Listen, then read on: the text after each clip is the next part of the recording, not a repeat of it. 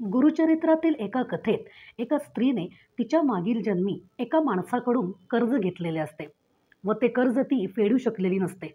त्यामुळे या जन्मी त्या माणसाचे पिशाच्च तिला त्रास देत असते. त्या स्त्रीची मुले जगत नसतात. तेव्हा ती नृसिंहवाडी येथे दत्त महाराजांची चरणसेवा व औदुंबर वृक्षाची सेवा करीत राहते.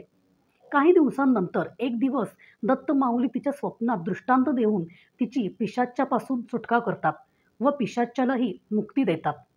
व दत्त माऊली तिला मनुष्याने कर्ज का घेऊ नये हे सांगतात. ते तिला सांगतात की कोणाकडूनही कधी ऋण घेऊ नये, प्रसंगी उपाशी राहावे, पण एक वेळच्या अन्नसेवनासाठी सुद्धा ऋण घेऊ नये. ऋण काढून सण साजरे करू नयेत, धार्मिक कृत्ये करू नयेत, कर्ज घेऊन समाजात डामडौल दाखवू नये. हे कर्ज उद्या फेडून टाकू हा विचार घातक आहे. कारण उद्या उजाडू देण्याचे सामर्थ्य मानवापाशी आहे का, याचा विचार प्रथम करावा.